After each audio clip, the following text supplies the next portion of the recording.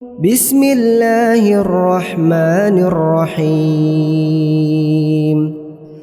الحمد لله الذي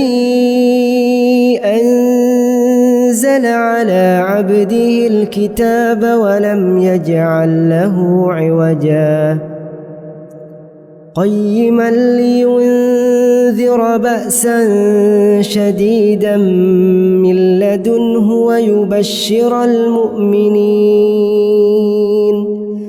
ويبشر المؤمنين الذين يعملون الصالحات أن لهم أجرا حسنا ماكثين فيه أبدا